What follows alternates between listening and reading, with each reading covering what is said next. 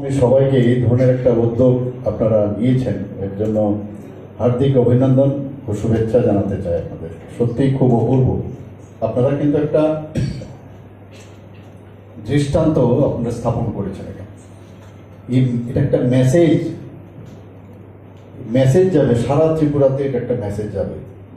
আমি জানি না অন্যান্য জায়গায় হয় কি না, কিন্তু মাননীয় চিফ সেক্রেটারি বলেছেন যে অন্যান্য জায়গায় এই ধরনের তারা সমস্ত অফিসার্সদের নিয়ে যে এই ধরনের একটা সংগঠন অন্য জায়গায় আছে আমার জানা ছিল না। নিশ্চয়ই ওনারাও এইসব করেন, কিন্তু আমার কাছে এটা প্রথম যে এই ধরনের একটা মেসেজ, বিশেষ করে ত্রিপুরাতে এই মেসেজটা যখন সবাই শুনবে সবাই কিন্তু উদ্বুদ্ধ হবে যে আমরাও এগিয়ে আসি। ব্লাড ডোনেশন বা অন্যান্য ফিলান্থ্রপিক ওয়ার্ক সামনের দিকে ওরাও কিন্তু চলে আসবে। আমি এখানে অফিসার্স আইএসও আছেন, আমাদের আইপিএস অফিসাররাও আছেন, আইএফএসও আছেন, টিএফএসও আছেন, টিপিএসও আছেন, টিসিএসরাও আছেন। সব ধরনের অফিসারদের নিয়ে একসাথে এই ধরনের, আমি যে কথা বলছিলাম যে প্রথম একসাথে মিলে এই ধরনের একটা যে চিন্তা ভাবনা, আমি যারা এই বিশেষ করে যিনি এটা কান্ডারি, আমি সিএস সাহেবকে ধন্যবাদ দেবো যে এই একটা সুন্দর একটা চিন্তা ভাবনা উনি এসেছে। এখানে ত্রিপুরার যারা অফিসাররা আছেন,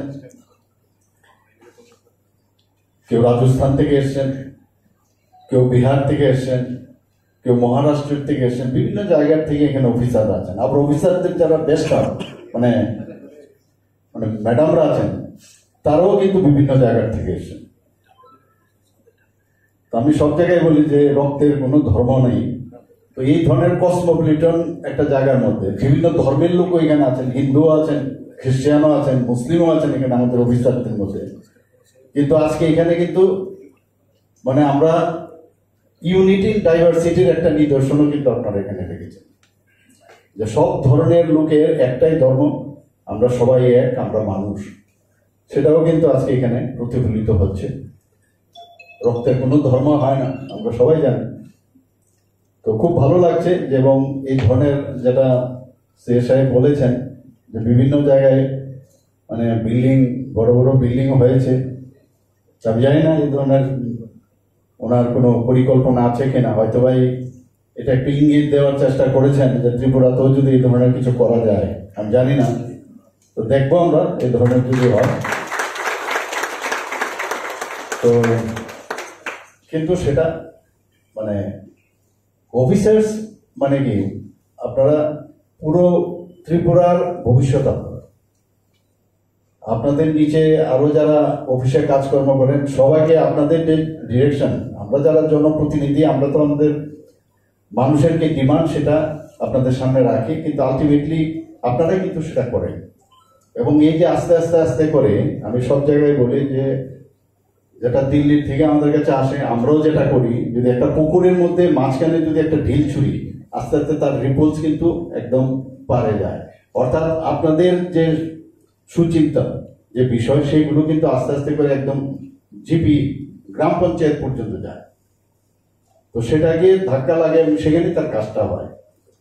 আমি দেখেছি যতদিন আমি মুখ্যমন্ত্রী হিসাবে আপনাদের সাথে কাজ করেছি, যেখানে ভারতবর্ষের কোথাও এই অফিস হয়নি, ত্রিপুরাতে সমস্ত খুব অল্প সময়ের মধ্যে আমাদের ক্যাবিনেট থেকে শুরু করে, স্টেট অফিস থেকে, ডিস্ট্রিক্ট থেকে শুরু করে, আমাদের সাব ডিভিশনাল থেকে আরম্ভ করে সব জায়গায় এখন ত্রিস্তরীয় পঞ্চায়েত ই অফিস করেছে। আপনারাই করেছেন সেটা, আর কোথাও হয়নি।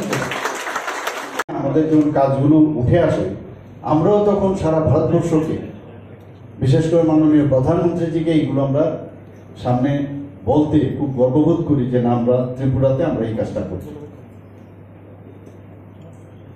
এখানে আমি আশা করি এসএইচজি গ্রুপের সাথেও যারা ম্যাডামরা আছেন তারা কাজ করছেন, আরো কিছু ইনোভেটিভ কিছু করা যায় কিনা। এবং সেটা কারণ আপনারা ক্রিম অফ দ্য সোসাইটি, আপনারা যে কাজটা দায়িত্ব নিয়ে করতে পারবেন সেটা অনেকের পক্ষে সেটা সম্ভব না। একদম পিকে আছেন আপনাদের অফিসে, তো সেই জায়গার মধ্যে অনেকে আপনাদের উপর বিশ্বাসও করবে যে না আমি যে কাজটা করছি সেটা হবে, এবং মানুষ সেই বিশ্বাসটা আপনাদের মধ্যে আনবে। যেটা একটু আগে বলা হলো যে বিহারে একজন অফিসার ছিল, উনি পড়াতে যান, নিশ্চয়ই অফিসের মাঝখানে কোনো একটা সময় করে নিশ্চয়ই যান। এইগুলো একটা দৃষ্টান্ত এখনো মনে রাখছে। এখানে যারা অফিসাররা আছেন আমি বলবো এরকম কাজ আপনারা এখানে করে যান, সবাই যেন মনে রাখে মানুষ। আমরা ভাবি যে এক্ষণে মানে এখন আমি যে অবস্থা আছি এই কাজটা করে চলে যাই, বাস হয়ে গেল, এটা যেন না হয়। আপনারা এখন যে জায়গায় আছেন সেটা একমাত্র কিন্তু আপনার চেষ্টার মাধ্যমে আপনারা এই জায়গায় এসছেন, কিন্তু সব কিন্তু ভগবানই কিন্তু তৈরি করে, আপনাকে সুযোগ দিয়েছে কাজ করার, এবং সেই সুযোগের সৎ ব্যবহার করা। আমার এখনো মনে আছে তৎকালীন সময় চিফ ইঞ্জিনিয়ার ত্রিপুরাতে 60-র দশকে 60-এর দশকে এখানে চিফ ইঞ্জিনিয়ার বেদাগিরি করে একজন ইঞ্জিনিয়ার এসেছিল। এখন আপনার নাম মনে আছে যে এক বেদাগিরি সমস্ত ত্রিপুরাতে যত উন্নয়নমূলক কাজ। তো এইরকম কাজ এক একজন ব্যক্তি আপনারা হাতের কলমের খুঁচায় অনেক কিছু হয়, এবং আমরাও চাই যে এক ত্রিপুরা শ্রেষ্ঠ ত্রিপুরা, আমরা যেটা স্লোগান সেটা হোক। বিভিন্ন জায়গায় করাপশনের কোনো স্থান নেই, করাপশন যাতে না হয় সেই দিকে নজর রাখে। বিভিন্নভাবে এত কমপ্লিকেটেড লাইফ সেটাকে is of doing, is of life করে যদি আমরা চলতে পারি তাহলে নিজেরও স্যাটিসফ্যাকশন আসবে, এবং এখান থেকে আপনি যাবেন ডেপুটেশন আবার আসতে হবে, বা বাইরেও চলে যেতে পারেন। আমাদের অফিসাররা এখন ভালো ভালো জায়গায় আছে, সেন্ট্রালে, বিদেশেও যাচ্ছে, কিন্তু তার মূল যে ভিতটা সেটা হচ্ছে ত্রিপুরা। যখনই বলে যে ত্রিপুরা ক্যাডার, মাঝে মাঝে যখন দিল্লি যায় একটা ফিলিংস চলে আসে, আরে আমাদের ক্যাডার হতে পারে আপনি রাজস্থানে, হতে পারে আপনি পাঞ্জাবে, কিন্তু যখন বলে ত্রিপুরা ক্যাডার আপনি কিন্তু অ্যাটাচ হয়ে গেলেন ত্রিপুরা মানুষের সাথে। এটা অদ্ভুত একটা ফিলিংস আমাদের মধ্যে আসে। বাইরের বলে এরকম কিছু হয় না। আমি জানি মাঝে মাঝে অনেকের মধ্যে আসে যে আরে এখানে যারা আমরা যারা বাইরে তা ওইভাবে অ্যাকসেপ্ট করে না, এরকম না। কিন্তু এখানে চেয়ারে বসলে you are all our man, এটা হচ্ছে সবচেয়ে বড়। আর এইরকম কাজ যখন আপনারা আগামী দিন করবেন দেখবেন চিরজীবন আমাদের মনে থাকবে। কয়েকজন তো অলরেডি মানে এমন মানুষের মধ্যে তার নিজের ছবিকে এমনভাবে প্রতিষ্ঠিত করেছে, সবাই কিন্তু ওনাদের নাম বলে।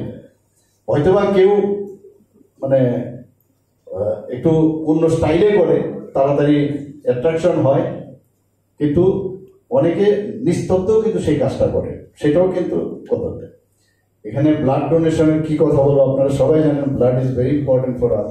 আমাদের এখানে অনেক ধরনের ডোনেশন হয়, কিন্তু যত ডোনেশন আছে তার মধ্যে ব্লাড ডোনেশন হচ্ছে একদম পিকে, এর উপর আর কিছু হয় না। এখানে আমি যখনই যাই জিজ্ঞেস করলাম যে কার কি গ্রুপ, তো বেশিরভাগ দেখা যায় বি পজিটিভ ব্লাড সবচেয়ে বেশি,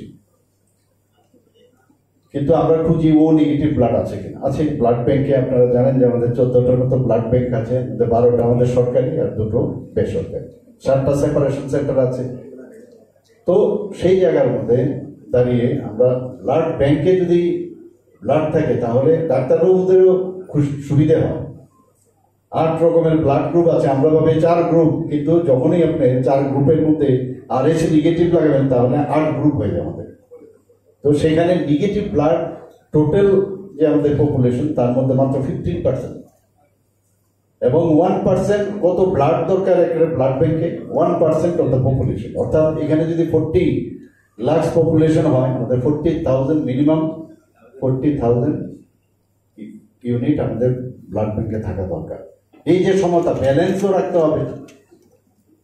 এখানে যারা আমরা সবাই জানি যে পুরুষদের পার কেজি যদি আমরা ওয়েট আমরা চিন্তা করি, সেখানে 26 ml আমাদের উদ্বৃত্ত, মহিলাদের বেলায় 16 ml, আর আমাদের 300 থেকে 350 ml আমাদের ডোনেট করতে হয়। তাহলে খুবই যেটা অ্যাক্সেস থাকে তার একটা মানে সামান্য অংশ খালি ডোনেট করা। আদারওয়াইজ তো এই রক্ত যেমন আর বেশি তো শরীরের মধ্যে 3 মাস পর পর এমনিতেই নষ্ট হয়ে যায়।